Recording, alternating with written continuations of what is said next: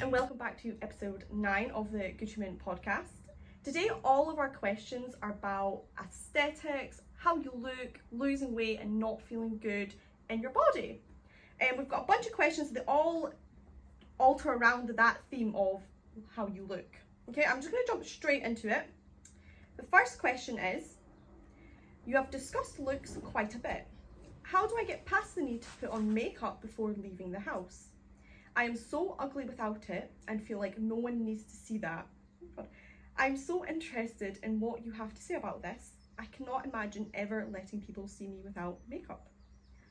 What a good question. What a vulnerable question. That is probably going to resonate with a hell of a lot of people. Yeah. A little bit resonates with me. Mm-hmm. And definitely how I used to be when I was younger. Totally resonates with me. For the record, I pretty much never wear makeup. A little touch of mascara. It's a big occasion. Lucky if I brush my hair. No, I remember being younger, I'm 22 now, maybe when I was 15, 16, I couldn't look people in the eye if I didn't have any makeup on. Mm-hmm. Like, I felt so ugly. And I still wear a lot of makeup now, but I don't feel the same need to... I don't feel embarrassed if I've not got it on. I don't feel like I have to make any excuses or apologies. What would I say to somebody suffering with that? That's a real shame. I'm trying to think how I got over it. I thought when I read that question that you would find that quite interesting. No, I did. It doesn't. I do too, almost from the opposite point of view. Like, I can't really imagine where people find the time to put makeup on or the inclination. Oh, we do. And it's not that I don't think it looks nice. Like, I'm an artist. I like the artistry of it for sure. I've never worn a lot of makeup, not my entire life.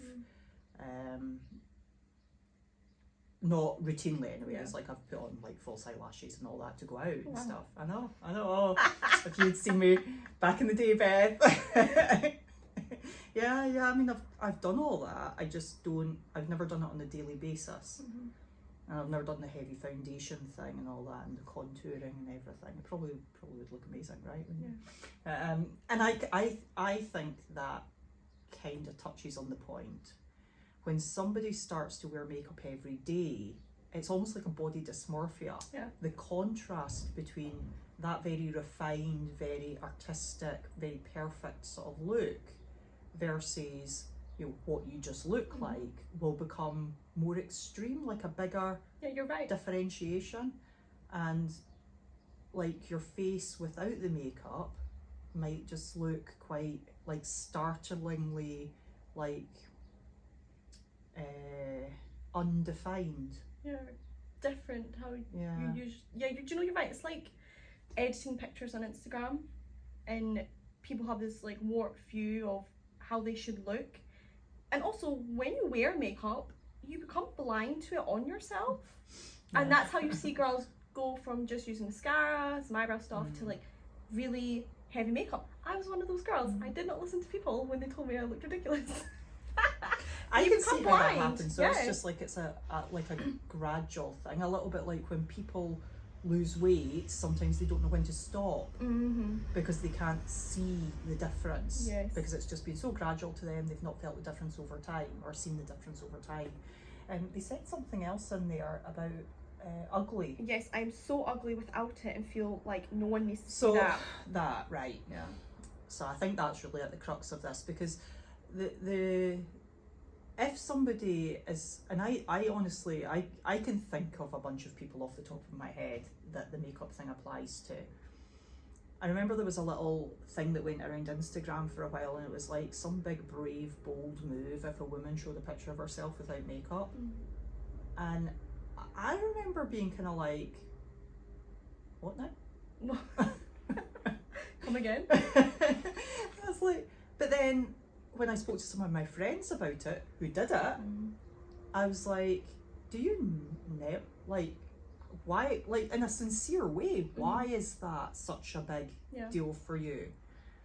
And like, I've got friends who won't go and pick up won't drop the kids off at school without putting their makeup on first. Yeah. And that idea of, behind all that is, I'm so ugly. And this idea that they don't want other people exposed to their ugliness. Yeah. That's now got nothing to do with the makeup, and of course the makeup has nothing to do with any of this. Like, you know, you could say, like, if it was really, like, if you strip it all back, right, and you go, people shouldn't care about their appearance at all, then we would all walk around in our pajamas without brushing our hair. Yeah. So appearance does matter to us. It's how we choose to be seen by the world. And it's one of the things that we have like a lot of control over, how we choose to be seen. And it represents things about us. This is where I'm going somewhere. Okay. It represents things about us. So if you think of it as a personification of how you feel about yourself, you start to peel back the layers. Mm-hmm. So what does it say about someone, or what does it tell someone themselves, because it doesn't matter about anybody looking on, what does it tell someone about themselves if the way that they want to be seen is always in their mind perfect? Mm-hmm. Yeah. And why do they think of the way that they're portraying themselves as perfect? So what has happened to them to create this idea that that image that they've created is the perfect version of them that they then are comfortable showing to the world? Yeah.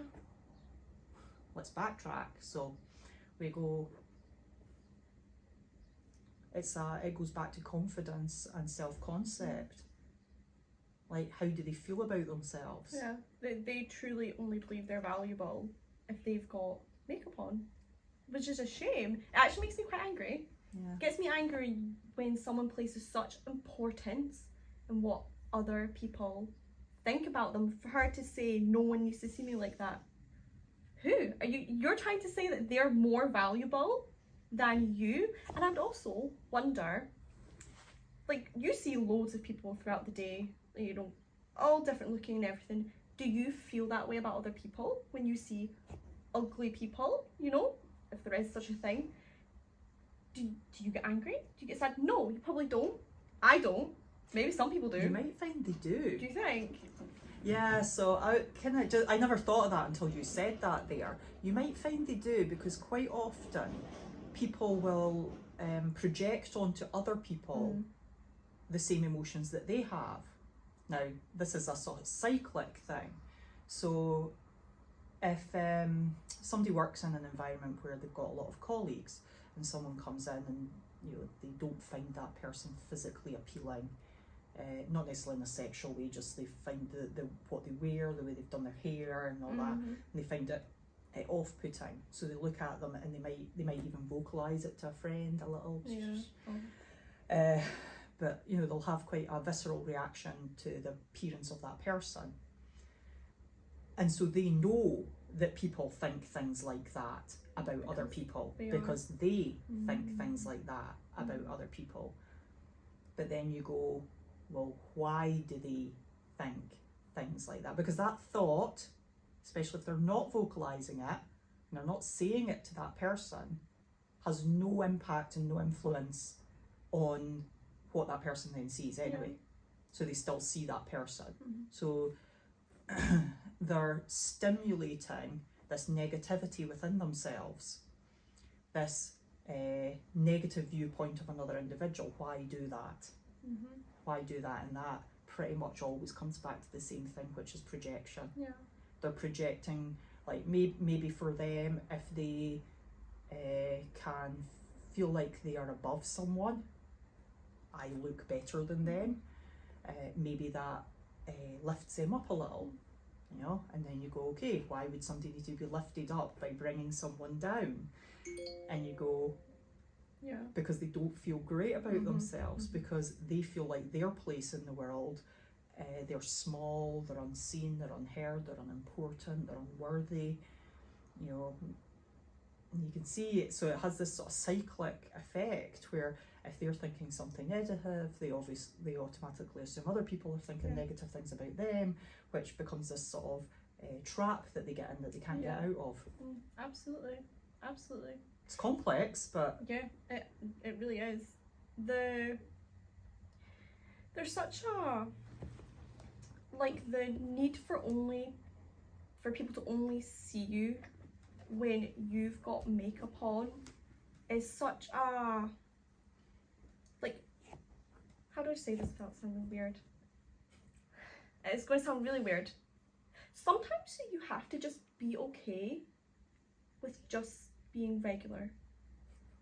It sounds silly, but to think that you need to be beautiful all the time, it's just not. I mean, that It's comes not back true. to that whole thing that we discussed before about how you look is actually the least interesting thing about you. It is.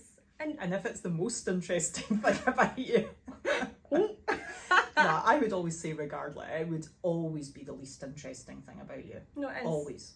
It is, and it's there's so many layers as somebody dealing with something like that has to like go through. One, be okay with not being beautiful.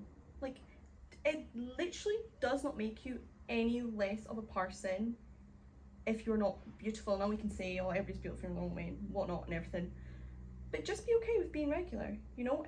And I think maybe categorising that beautiful thing as like that Hollywood like movie star sort of thing. It's like you don't have to look like that. Because that idea of like be okay with not being beautiful, well, I would argue like, you know, everybody is. Yeah, so that's my point, right? This actually comes into, there was a, like the whole body, like positivity movement, and it always pushed that you are beautiful no matter what, you are beautiful no matter this, but the issue was still the same. People still had to be beautiful. So you weren't actually getting rid of anything. I think that's semantics, so that's about the definition of the word beautiful and Yeah. what it implies and what it means. And to me, it just seemed counterproductive. Yeah. Like, just learn to be okay, however you are. Just the present you, how you are, that is just fine. It doesn't need to be beautiful, doesn't need to be ugly, it just is what it is. No, absolutely. And absolutely. for this girl, like, well, this comes back to finding value in how you look and what you've literally just said. If that's the only thing you find value in, it's going to be incredibly hard for you to like not walk around looking fabulous all the time. And also, practically, say you're a girl and you wear lots of makeup, and you know you wear lots of makeup and you feel really insecure about going anywhere without it, like how do you start to turn away from that? Like, what are the steps you go through, you know? Steps have got nothing to do with the makeup. The steps are all about in here. Yeah. They are all about self-confidence. Like, why have I never really worn makeup? I've never felt like I had to. Yeah. And like, I've never felt like I had to present myself in a specific way in order to be accepted or to be popular or to be, that is just not how I interacted with the world. And yes, I know that probably makes me a little unusual. Okay, so I appreciate that. But that's the confidence thing. It's that I always believed, and I don't know where I learned this from, but I believed it from a young age, that talking to people was actually like the more interesting thing and the important thing, and extracting bits of their personality, you know, and like finding out who they are. Like, that's what I've always found interesting in people. Yeah. Not where they get their makeup from, Yeah. or which tutorial they watched to learn how to do I don't know, if your eyeliner's looking good, I know. I still enjoy the artistry of makeup, like I really do. Like, I've known people that do beautiful makeup, or these people, like, you know, that make themselves look like Michael Jackson. You know, it's like, it's incredible what can be done. But if you want to move away from feeling ugly and feeling like the world doesn't need to see you as you, then that has got nothing to do with your physical appearance. And focusing on the physical appearance just keeps you in this horrible cycle of thinking that that is the solution, when that is not the solution. The solution is about, do you like yourself?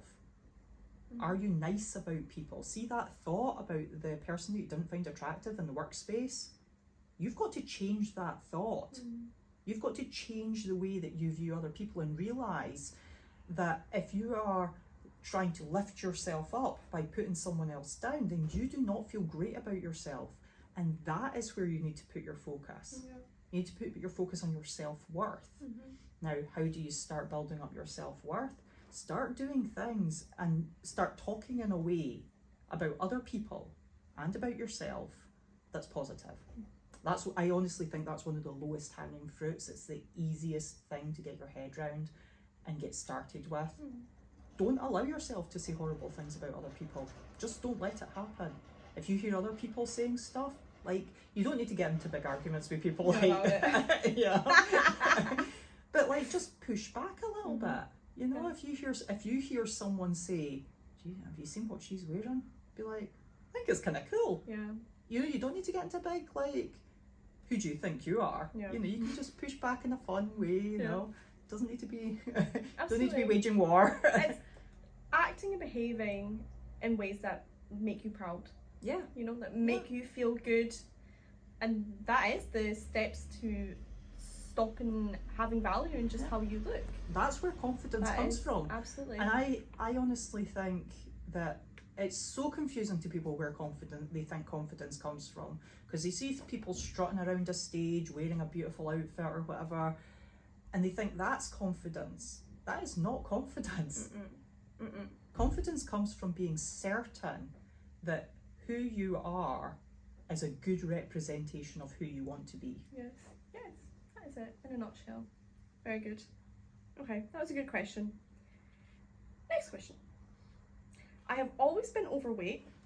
I'm 22 female and have loads of stretch marks and cellulite. This weather is killing me, same. I keep myself covered up.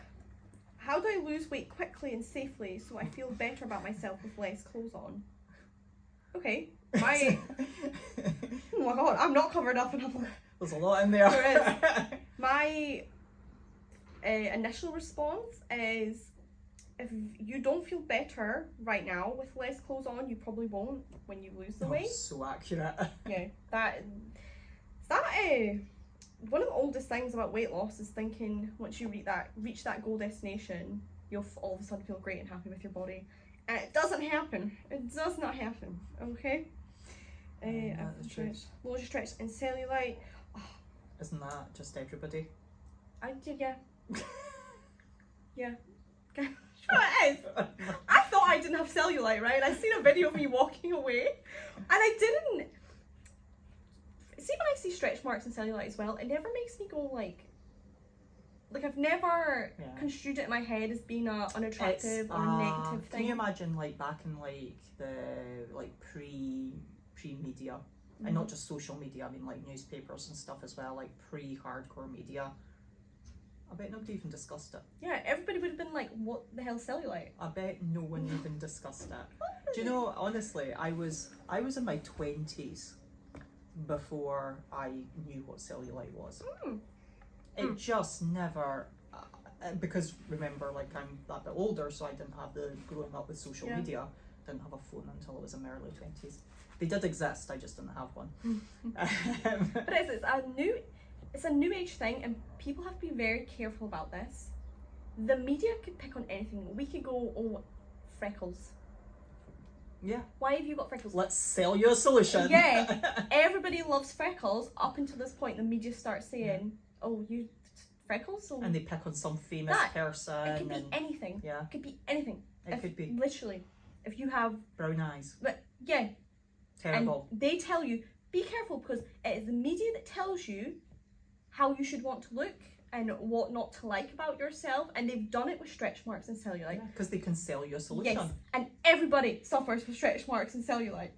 Everybody.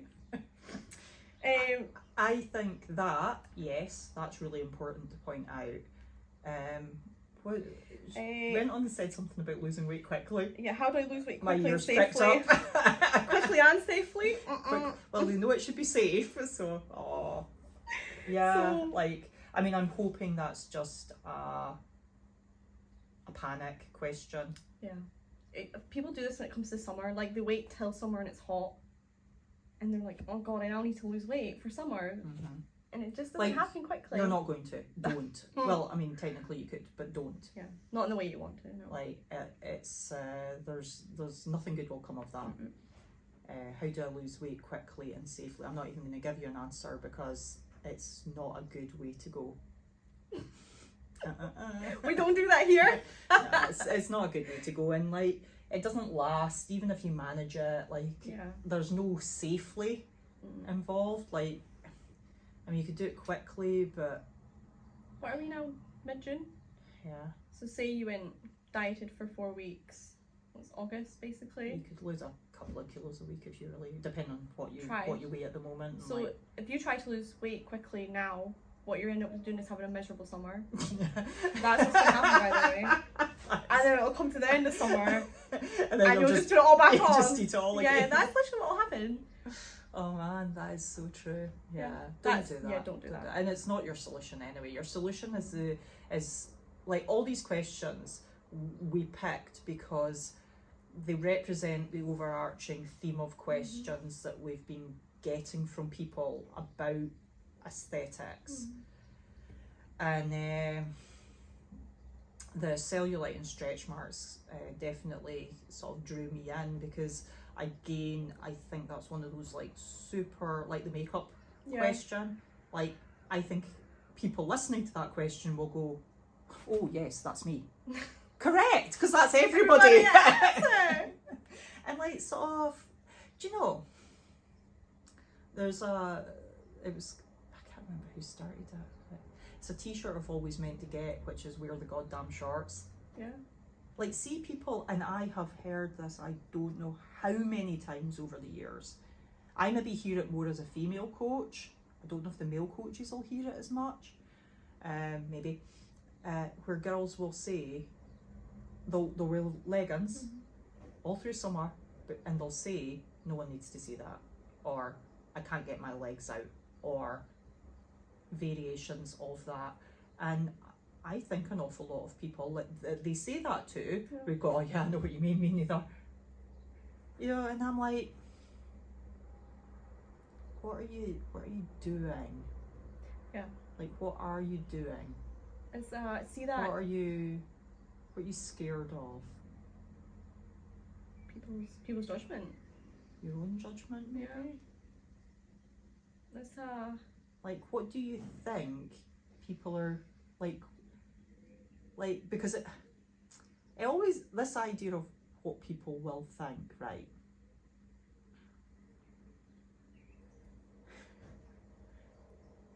There's a fair chance they're not thinking anything. big time. But it's also really unfair of you to decide what they're thinking.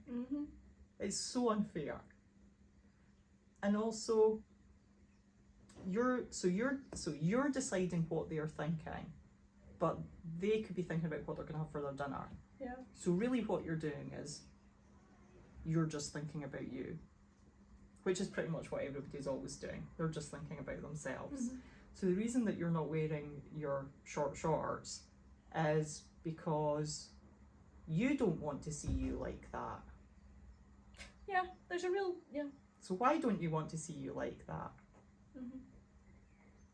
It's such a self-rejection of just what is the situation. You know, whatever, you've got stretch marks, you've got a bit of extra weight, whatever.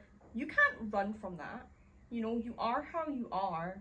Of course you can lose weight if you're overweight and everything. But that, like, it's like you're trying to hide from yourself, you know, with the... It's like we said before about people not wanting to get their photo taken or see themselves in the mirror. It's the same thing again. Yeah.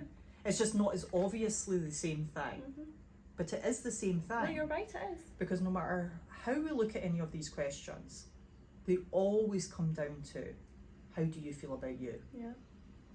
What have you not squared away about yourself, and how you feel about your place in this world, that you will present yourself in a specific way, and in this case it's wearing leggings instead of shorts, and that you don't want to be seen as your full self in shorts. Do you know, I watched a girl the other day, and it amused me in a really nice way, because she looked so carefree. And I was in a car park, and people wild swim around here, and she just walked from one end of the car park to the other, a good 150 metres or so, in her bikini. Good for her. Not a care in the world. Chatting to somebody that was a wee bit far away from her, just chatting away to them, blah blah blah, you know, right down into the water, went for a swim, back out, back over to her camper van, and sat outside her van in her bikini. Good. Love it. And she just looked so like it never even occurred to her to not do that. Not care. There's a lesson there for everybody. Absolutely. Do you know what I'd like to point out as well is because of social media and like movies and everything, we have such a skewed perception of what normal people look like now. Like so Yeah. skewed. Yeah. Where girls feel like they have to wear makeup all the time, and there's this other question, or they like have to be a certain way. It's up to us to undo that unrealistic expectation.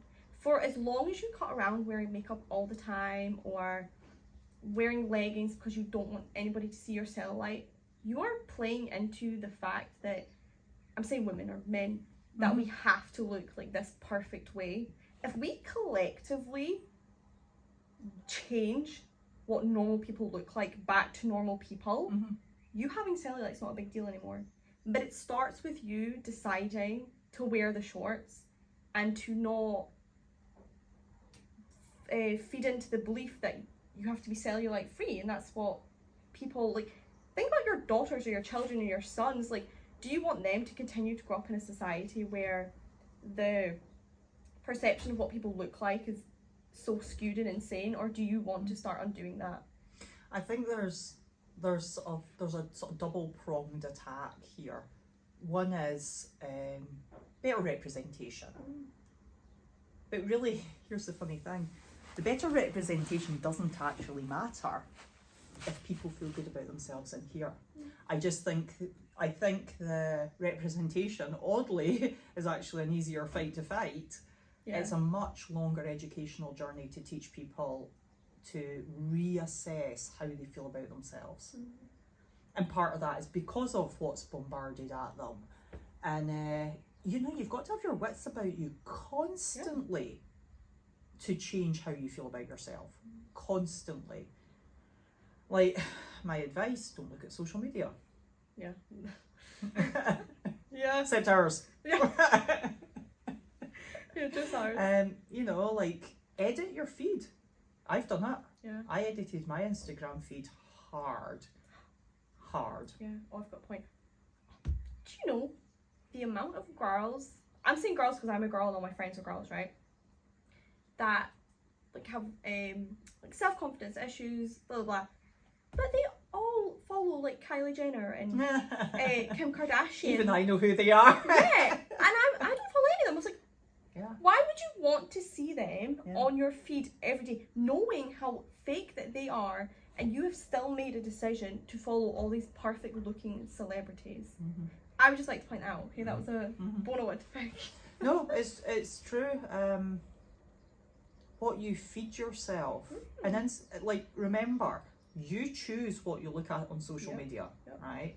So you set the algorithm on fire, and it follows where you go. So yes, it will feed you more, but it'll feed you more of the same thing. So it feeds me all stuff about the outdoors and hill walking. I get weightlifting and nails. That's my feed. Weightlifting nails. And things about space and whatnot. But if you are constantly chasing after like aesthetic based stuff and unrealistic expectations of beauty, then that is gonna work and weasel and weave its way into you, and you're gonna have a really, really hard time getting away from that. Yeah, if you follow all the Love Island stars and celebrities, that's your first problem. Okay? One of the things I say to people all the time when I see them scrolling through like reels and stuff, I'm like, there's nothing there for you. And it's something I say to myself. I remember, I don't really look at social media at all anymore, but I do remember there's been times where I've sat and I've started reading comments, maybe on something local, maybe on nutrition based thing or something, and I've started reading through the comments, and before you know it, I've spent 15 minutes reading through like people's like ridiculous comments. I love it. And do you know, so now if I ever catch myself starting to do that, it's like that little voice is well trained in there now that goes, there's nothing here for you. And that little voice just perks up. It's like, man, what are you doing? There's nothing here for you. It's pretty well trained now. It pops up pretty quick now. Yeah, that you don't lose weight quickly. If you want to lose weight, like, yes, start now, but it's not I think with real weight loss, you're honestly looking to make like a lifestyle change as opposed to just losing weight. Yeah, for sure. So yeah, the only time to start that is now. It's the best time. But as far as like trying to cut weight to look a certain way for summer, like, it's not going to happen, and you're just going to be miserable trying to do it. Okay. Cool. Next question. I got divorced in my mid-40s. I'm 47 male, and I am ready to try and find a new partner, I think. I have started getting fitter and have lost weight, but I am noticing that the weight loss is leaving loose skin. What can I do? My ex wouldn't have cared, but I'm embarrassed to even think about a new partner seeing me naked. Oh, at least a third of our audience has gone, what's the answer? I will tell you. And one of our 3 male listeners has sent in a question. Okay, so I'm getting fitter and I've lost weight. Right, okay, so they've got an issue of feeling embarrassed about their loose skin and how they look. So great, he's like he's looking after himself, he's getting fitter, he's losing weight, but now he's seeing a negative side to it. Now, I've actually talked about this in depth with people before, and it needs to be talked about in depth on a platform like this. Because no one is talking about that. Yeah. What is the negative, or as people feel it, what is the negative side to losing weight? If you've been overweight or up and down in weight most of your life, and you're into your 40s, or maybe even into your mid to late 30s, and this time you lose weight and it doesn't look quite the same anymore. Now, I know a lot of women who have had children will also identify with this. You know, their skin's been stretched around their belly, and you know, it doesn't just pop back. And you know, they've got children, and that's wonderful. They don't feel as good about themselves anymore. Now, I think this is maybe one of the most difficult things to give like a really like poppy, positive, like, let's just put a positive spin on this. You feel better about yourself. You're not gonna care about your loose skin. Yeah, it's a very real thing and a very real change to go through. Yeah, and very obvious to you all the time. Yeah. Because your clothes will fit differently as well. Like, so you've done all this stuff to make yourself. It might even be uncomfortable. Yeah. You know, depending on how much weight you've lost. Like, we've all seen like the old Biggest Loser stuff, and you know, some of them are left with like literal like folds of skin afterwards. And you know, if you have been very overweight and you've lost all this weight and you feel great, you might have folds of skin on your arms and around your knees and around your belly. And I have known people to gain weight again because they didn't like the way they looked when they lost the weight. Skin. Yeah. And to sacrifice your health because the outcome of your weight loss didn't bring you the happiness that you hoped it would is devastating. Yeah, that's devastating. Hard. Now, the hardline answer is get good with it. Like, that's the right. Yeah. Like, I'm glad you said it. Like, look at what you've done. Like, look how much better your quality of life is. Why focus on the negative? But then I'm not living in that body. I'm not moving around each day and feeling the skin, and I've had this described to me, feeling the skin moving and feeling it loose on the body. So I've also been asked often if there's a solution. Not that we know of. Yeah. Unless it's surgery. And Unless even it's then. Surgery. Now,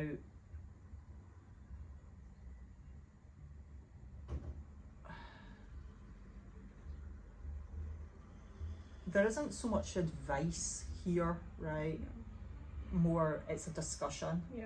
And I think that's maybe important as well, to remember that there's not always a like nice little boxed up solution Or an answer. for human problems and human dilemmas. just to make sure that we're answering that guy's question, he said that he was uncomfortable at the thought of being with someone else, even though he knows that his ex would have cared.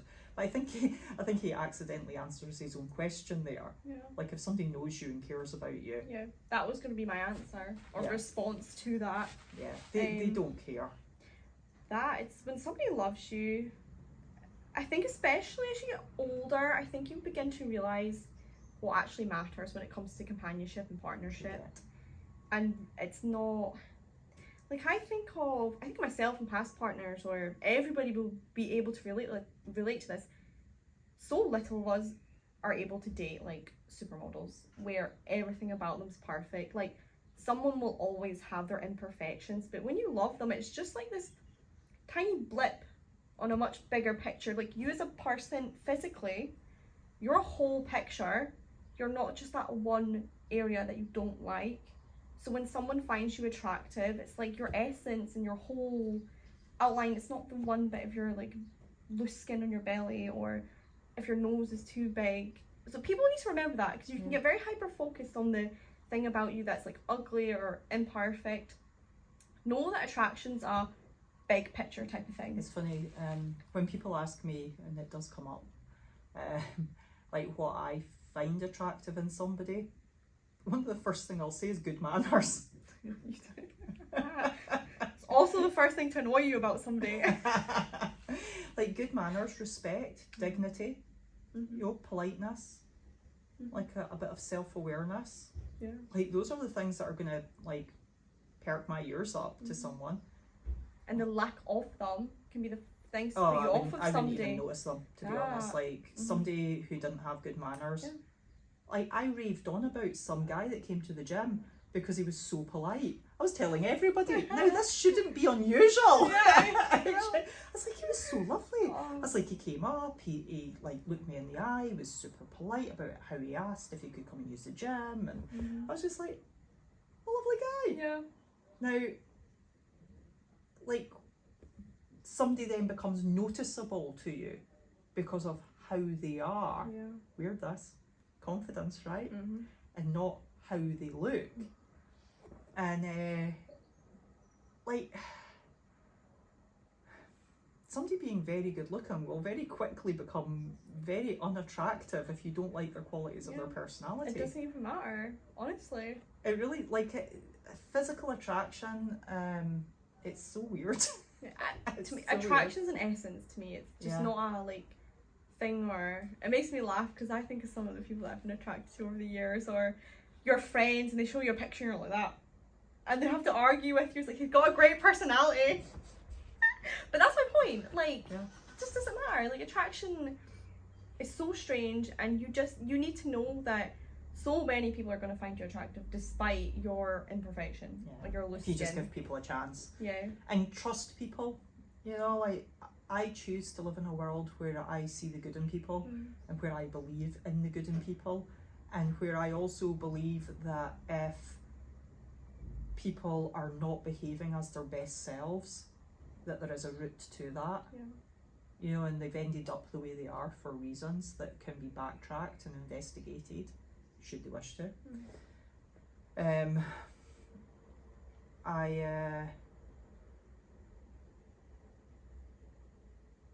I think if if you're wanting to date, and you're like, especially like maybe you've been married before or whatever, so you've been used to having somebody that knows you really well, and I didn't know we were going to start with dating advice. Weird. Dating coaches. Because dating though, it all comes to the same stuff. Like, it's like, how do you feel about yourself? How do you view other people? So what I was trying to say there is, if you believe that people are basically good people, then don't, like, so if you're afraid to show yourself naked in front of somebody that you're getting into a relationship with, then that's got nothing to do with them. That is you. Okay, and how you feel about you, but put some trust in them. Like, believe in them, and in the good in them, to help you feel safe in that scenario. Absolutely. And if they don't, then like, they're probably just the wrong person. Yeah. Regardless of the you know, how you feel about yourself How you physically. look. Absolutely. Do you know, people can find weird qualities very endearing as well. Yeah. See a little receding hairline? I think it's the cutest thing on somebody. The cutest. But people feel so self-conscious about that. Yeah, yeah, no, But no, there's I know, things that I just know. don't bother people, Yeah. and it's everything to you, which is actually really nice because, I don't know, but you know it yourself, like when you give other people grace, like when I've just said there about the receding hairline, and I think about things for myself, I'm like, fuck, it doesn't matter. It doesn't matter. It's lovely. It's a lovely place to be. Just that acceptance of the imperfections within yourself and other people. Yeah. Okay. So the loose skin thing, though, I think, sorry, we never quite rounded that off. Like, I think, like, I'm not going to sit here and go, like, just feel great about yourself and you'll be fine. Look at yourself in the mirror and, like, do a bunch of, like, you know, It's easy, just feel good. motivational self-talk, you know. I think that there is room for going, right, your gain in health and your ability to move through the world far exceeds how you feel about the aesthetic of the loose skin. Okay, so there's that. Please try and remember that. It's hard to remember what it was like to be overweight though once you've lost the weight. Yeah, how terrible you People felt. don't notice the absence of something, you know. So, like, please try and remember how much work you put in to get there and why you did it in the first place.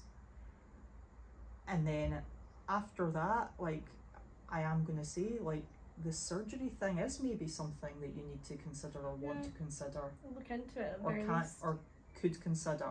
And I'm in no way advocating it, but there is a possible partial solution there, and I am not going to say it as a complete solution. Yeah. I think there's definitely cons to do with, you know, the dangers of surgery for sure.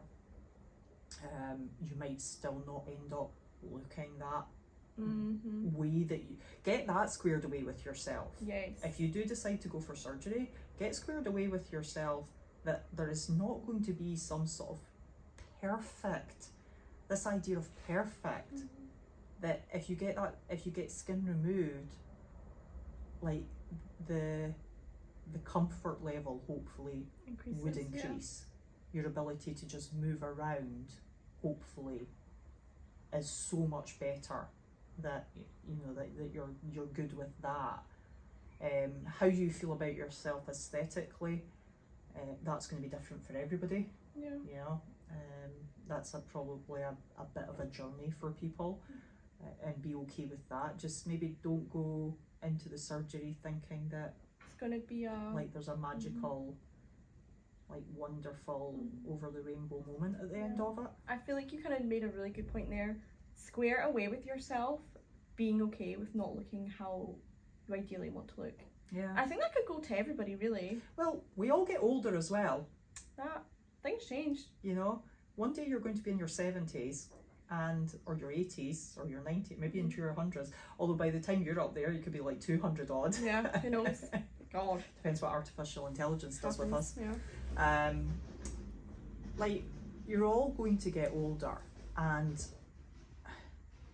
you're all going to experience a change in your body that you didn't foresee when you were 17. That was so far in the future.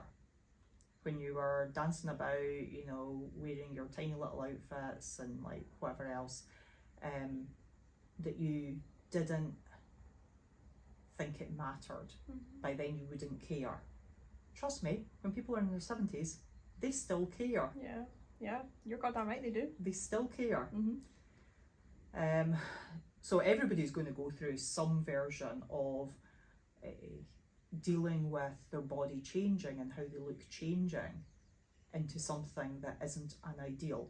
Everybody. You're right. Including the Kardashians. Yep.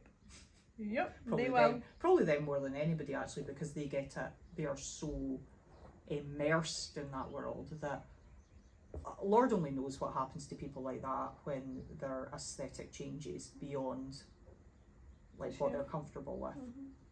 But you're right though, it'll happen to everybody. And that's why it's so important that you do that inner work where you're not chasing looking a certain way, because that certain way will go.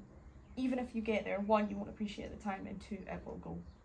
Maybe that helps with the loose skin more than anything else, is that real realization that, that sort of possibility of high-end looks tails off round about, I don't know, somewhere between 35 and 55, 60, I don't know. Yeah. And that's that very airbrushed magazine look. That's just not where we need to be putting our investment in ourselves. No. So for the loose skin, to our knowledge, there is no. I've heard anecdotal things. I've never seen any evidence. I've never seen any positive evidence that people can lose a lot of weight without being left with some loose skin. There's talk about if you lose weight slower, but then we would recommend that anyway. And I'm not convinced anyway. That's the solution. Yeah, mostly we've been exposed to it because people don't talk about this, so it's harder to get a idea of what's possible because people hide it. They hide themselves and they're not talking about it, and that makes it a really difficult subject to get an overarching sort of viewpoint on. So we do need to talk about it, and it is a real concern, and I think when you're losing weight you need to please accept the health benefits. I don't know how else to explain this to people, that your health is more important than anything. Folk just don't get that. Right. The enjoyment of good health will, your ability to go to the gym or ride a horse or get on a bike or do rock climbing or whatever it is, your ability to do the garden, right, to do that stuff with ease will far exceed any desire to look a certain way. And what does it matter looking amazing if you feel awful? Nobody would. You think you would trade that, but you just wouldn't. Because you wouldn't enjoy it. Please remember that that it is pound for pound worth it. Yeah, absolutely. Okay, new question. I have been doing CrossFit for several years now, 37 female, and have even got visible abs now. Well, my goodness, well done you. Does that make me a genetic freak? Lol. I know. Must have listened to last week's podcast. But I've also lost my boobs. The 3 kids didn't help. They are just skin now. Sad face. You put a sad face. Is it possible to still do CrossFit with a boob job? Okay. Is it a stupid idea to even consider? I know this might not be something you can answer, but I love your conversations and thought you might be able to talk sense to me. Can you do CrossFit with a boob job? I honestly think if everybody had that level of sense of humour, they'd probably be a lot happier generally. Can you, yes. There are a lot of CrossFitters with boob jobs. Was that a question? No, there is. Oh, it was a statement. Yeah, I was going to say, I think it's more common now.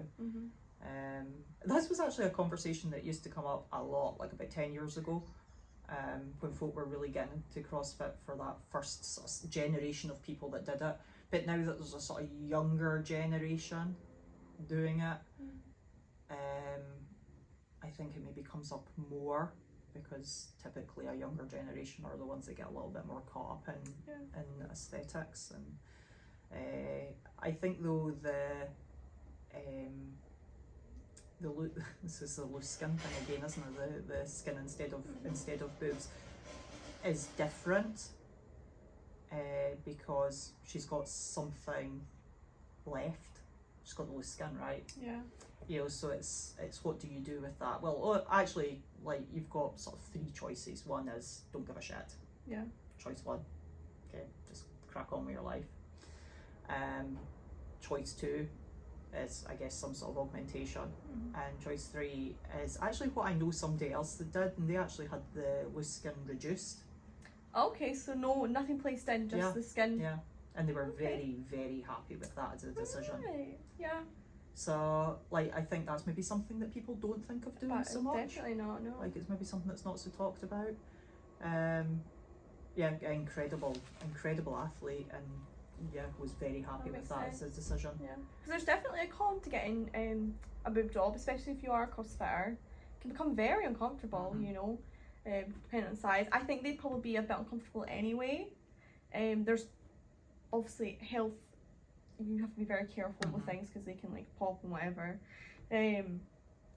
So to be able to have your boobs, if it's a skin issue, like tightened up, you kind of take away that issue of the loose skin, you know, something's not there that should be, or that, whatever, and that without feels having like to actually get anything. And also, of course, you've got to have them replaced every so often.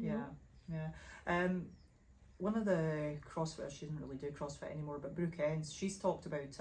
It's, if somebody was wanted to know more, she's talked about it in depth. She's had a bit of plastic surgery, and she was very open about it, which was pretty good, I think. Do you know, I've had this conversation so often. It's hard, because it is hard in CrossFit when you get so lean that fat from all of your body goes, including your boobs, which is hard, you know. I've had the butt conversation as well, like, you know, sure, like they get like the glutes, but sometimes if they've carried a lot of weight around their butt beforehand, then like the skin might not just set the way they want. Yeah, so like, okay, this is maybe a similar question to the gentleman before, but I think the boob job one is a wee bit different, because potentially you're putting something into your body, and you have to think about how you would feel about that. Like, there's a lot going on there. So like, I know the media makes it seem very routine, like very just casual, like, oh, such and such had a boob job, like, you know, and I know I've got friends that have got implants. Interestingly, I can't think of any of them that regret it. That doesn't mean I'm not like giving it the seal of approval. Like, it's not my decision to make. I used to watch Botched. Okay, I've seen them. Oh, is that that sounds like plastic surgery disasters, right? It was great. Like, it's a surgery. It's a surgery. You're doing something to your body. Like, back in the late 90s, everybody got piercings everywhere. I had loads of piercings, and some people's bodies rejected them. Like, so I think it was my sister had her tongue pierced, and the piercing started to grow out, so she had to remove it. Obviously, she was like a forked tongue. Like, so think about all of the negatives, as well as what are the positives. I bet it's quite a short list. That, and it's aesthetic as well, you know, and God, it's such a hard one. Like, do you weigh up the feeling? Also, this touches what we've just said before about the loose skin. You might get the boob job and might not still be happy. They might not look how you thought they were going to look. You might have gone too big, you might have gone too small, you might, like, what we've just said, you need to kind of like square away in your head with not looking how you want to look. Like, I think that idea of like, so what is it that you're, so it sounds like she's chasing getting back something, you know, a way that she used to look, and she wants that back, which I think like, I can get that, because she's probably spent most of her life looking a certain way, and now she looks different. But then she's also got abs now that she probably didn't have before. Good point.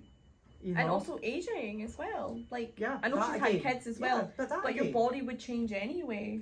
Like, I think, what do I think? I neither approve nor disapprove, and it's not for me to approve nor disapprove of it. But I would say, like, what is it that you're hoping is the outcome? Emotionally, not physically, emotionally. What are you hoping for as the outcome out of this? Like, what, like, if you're basing your happiness on fake boobs. You made that concise. The fake boobs, that's quite funny. Like, I think maybe like the inner work. Definitely. And picture getting a boob job and then kind of looking not not quite how you'd like, would you still get it? You know, knowing that, or are you only interested in getting the boob job with this like great picture in your head? Like I can think of one friend, like, and she won't be listening to this, so that's fine. She won't know it's her. Who did get a boob job for confidence, and she, to this day, she had it done maybe 10 years ago. To this day, she is still sure that it's given her confidence, and I can between us, I can promise you it has not. It's done the opposite. She is so entrenched in aesthetics now that it's borderline scary. Really? Yeah, like a full body dysmorphia thing. Yeah, and like this selling yourself on the way you look to the extreme. Yeah. Like, so all her projections of herself into social media are very extreme, overly sexualized, gratuitous, and heavily filtered. Oh my god. And I'm like, sure, like, I don't mind the sexualized and the gratuitous, like, you do you boo, but to call that confidence, to think that that's confidence. Yeah. Confidence in your appearance, but like what else, you know? But is it confidence in your appearance? Yeah. Or is it hoping that you're going to elicit a certain response from people because that's what gives you your dopamine hit? Dopamine hits are not the same as confidence. Yeah, you're right. Very right. I just always think as well, like, would you, like, if it wasn't celebrated, like having big boobs by society, like, would you even care to get them? No. You know, you wouldn't. No, because ask anybody that's got huge boobs and they're a pain in the ass. Yeah. Yes, they are. If you ask anybody with big boobs and you've got little boobs, they always tell you how lucky you are. Yeah, so here's a couple of things. So another friend of mine, back when I used to do Brazilian Jiu-Jitsu many years ago, she got reduction. Yeah. So she was 30, I think, at the time. She got reduction. Best thing she'd ever done. Yeah. I've watched other ladies tell their stories about getting reductions and being happy with it. Like, it completely changed how she did the sport, because she always felt like she was, like, her boobs were in the way. She couldn't get into the holds. So, like, if you've done a bit of Brazilian Jiu-Jitsu now, like, she couldn't get into the holds and the grabs. She always felt like her boobs were, like, suffocating people, and, you know, and she, like, okay, it sounds funny, but, like, she, to be honest, she didn't find it that funny. No, it wouldn't. Imagine going throughout your day and she was in pain all the time. Being in pain, and I can imagine it making you quite angry. And for then to people like sexualize your pain, that would make me angry. And like, people admired how she looked, and she. That's funny that you said that. She was pretty angry. Yeah, I could imagine. Yeah. And that people tried to talk her out of getting the reduction. Well, that makes me so angry. It actually does. She was a pretty strong-willed girl, you know, and she went ahead and she did her thing, you know, for her. But see, anybody who's older with huge boobs are gonna tell you they like, it's a false confidence from when you're younger. I remember an old friend of mine once saying that her favourite physical attribute about herself was her boobs, and I nearly cried. And I nearly cried. Wow. Like, I still feel quite emotional about it now, because her self-esteem was so low that she thought that was how people would like her. Yeah, that's a shame. Yeah. That's such a... See, the thing as well, like, see if people like you for, if you've got big boobs or a big butt, doesn't mean they're going to treat you nice, by the way. Doesn't mean they respect you. They can still be very rude and very mean to you. She had been treated, in some ways, because of that, she'd been treated terribly all her life by potential partners. Because she felt like when she got the compliment that somebody was interested in her, and she did the whole low cut top things and all that, so she tried to really sell herself on it, because she believed that was her only positive physical attribute. And I would watch, like, guy after guy, like, follow her around and treat her like crap. Yeah. This is the thing, right? What you put out there in terms of, like, what you're selling yourself on, so your boobs and your butt, or maybe it's personality and everything, that is the type of people that you're going to attract into your life. Also, so if you are on Instagram flaunting your body, that really over, like, sexualized, like, looking for that from other people, you are attracting people into your life that are only going to value you based on how you look. Based on how you look. And that means they don't care about how you feel and what you think. They don't value you as a person, like you're anything. They don't value anything. And that begs the question, right? When you're thinking about getting your boob job and everything, or looking a certain way, for what? For what? Because nobody's going to treat you nicer. And if it does, it's very like temporary, like shallow, because there's such a thing as like pretty privilege and everything. But for what? Like, ask yourself, for what? Because you're not going to have a much happier, fulfilled life being treated better by people simply because your boobs are bigger. It could actually cause the opposite. Yeah. I'm trying to think of a person who I've known where it's had a positive outcome. Yeah. Anyway, so. Yeah. Ooh. Yeah. Oh, I know a lot of people will be able to relate to that though. Yeah. It's hard. Yeah, from both sides of the fence and all that, and from age related and kids, and yeah, again, like, I mean, you know, we picked that question on purpose because like there's going to be bits in there that make a lot of people's like ears prick up for sure. Absolutely. Yes. Okay, last one. I'm in my 60s now, and this isn't a question, okay? I just want to tell you that I wish there were girls like you speaking about this stuff, diet, strength and looks, when I was younger. The pressure on women to be quiet and pretty when I was growing up was immense. Please do not stop. Women need to hear this stuff. I do strength training 3 times a week. I feel the best I've ever felt in my life. Oh. Oh, that's so good. That's so nice. That's so sweet. To be in your 60s and doing strength training 3 times a week, I love stuff like that. I love it. I like that she told us that as well. Some people put it in Go there. me. Yeah, it's a bit badass. See if people don't, they should follow Train with Joan. Okay. She's in her 70s. You were telling me about And her. she didn't start strength training, I think, until she was like late 60s maybe. I think she's well into her 70s now. And she is jacked. Yeah.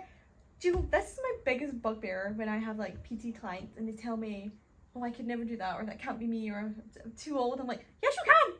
Just keep this up for like Get on a with few that. years. Yeah, like, yes, you can. I was like, and I say this to my PT clients now, it's like, you're only getting fitter from here once you start. If you didn't do anything before and you start coming, now you start strength training, you're never too old and you're only getting fitter and stronger now that you come to do something. Like, not really on topic with what we've been talking about today, but see if anybody is listening and they think that it's too late for them.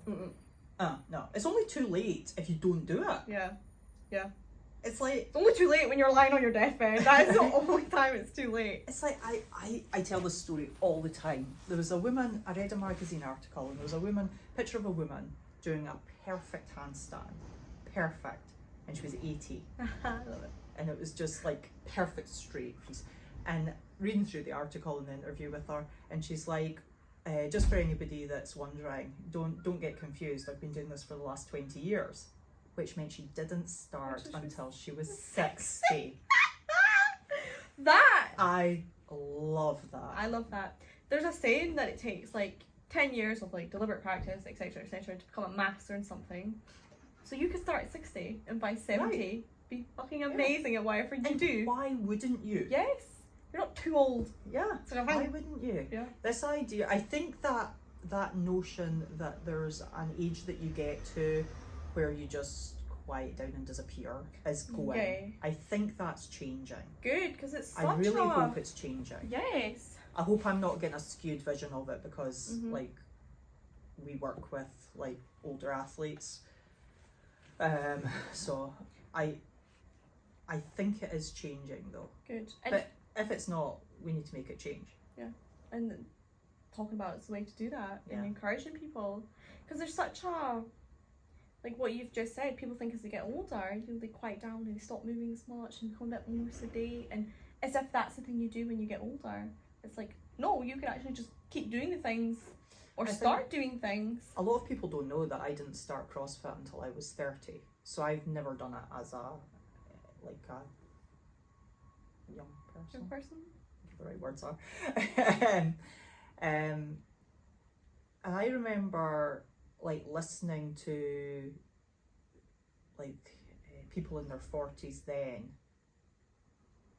And some of them, I was kind of like frowning hard when I was hearing this, them going, yeah, you know, you won't be able to maintain your numbers, like your strength will start to go down from when you're like in your late 30s or into your 40s and all this. And I'm like, why is everybody so determined to give age a negative? And I was like, it's not that I don't know that you get like a little bit of muscle loss from like, I think about your mid-30s. It's not that I don't know that, right? But it's so tiny. Yeah. And when people talk about it, they make it sound like you fall off a cliff when you turn 40 Not or very something. strong, yeah. That like suddenly you wake up and you can't pick up a like deadlift anymore. And maybe that means you just have to try harder, you know? And also like the emphasis. So like who's telling the story as well? Like don't listen to the story. Pay attention to who's telling it. Is this somebody who is typically negative? Yeah. You know, because people will always look for good reasons why they can't do what they used to do. Well, maybe now they have a glass of wine with their dinner every night. Right? Mm-hmm. Maybe now they go out on a Friday at lunch and start drinking with their mates. Mm-hmm. And they've been doing that for the last 30 years. Yep. Maybe now they sit at a desk all day and have been doing that for the last 20 years. You know, maybe now they convince themselves they only need 4 hours of sleep a night. Maybe now they've got a really stressful job that they didn't have when they were younger. Like, so it's not always as obvious as the storyteller can make it seem. Now, I'm not going to tell you that you have got the strength capacity when you're 80 as you do when you're 25, right? That's not what I'm saying. It's also that's not important, right? But I think you'd be goddamn surprised just how strong you can be when you're 85. Like, really surprised. The differential, I don't know if anybody's ever done, they've probably not done any studies for long enough to know what it is. Plus, you've got to get somebody that was at their peak at 25. Like, so, here's the other thing, right? And this is actually where I was going with this and what's most important. Unless you were a top level athlete in your 20s, right? And you did reach your peak numbers.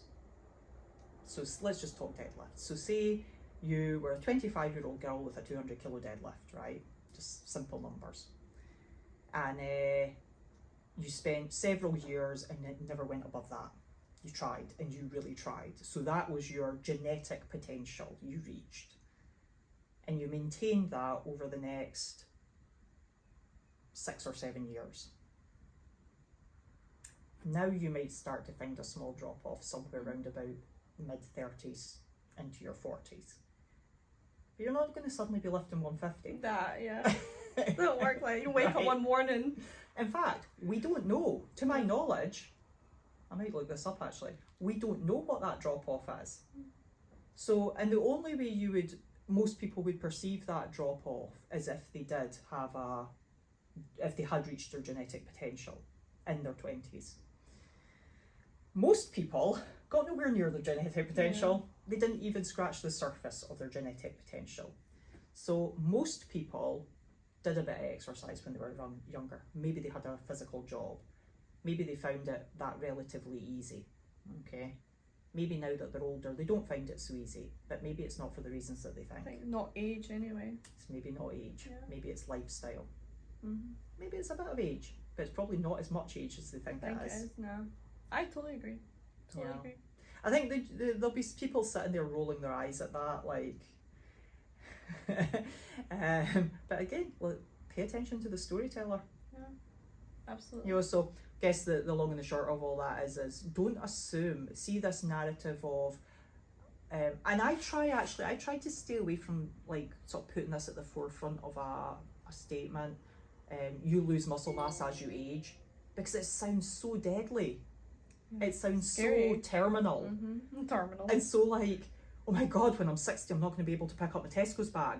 Well, that might be true if you literally never do any physical activity. Mm-hmm. That might be true, but that's got nothing to do with age so much as it has to do with the physical activity or lack thereof. Yeah, absolutely. So my biggest takeaway from that is if you don't do anything now or you're not physically fit or anything, You can only get fitter if you try. Right? You can only get fitter. Okay? So yes, you may start. You may start. Yeah. You may start now.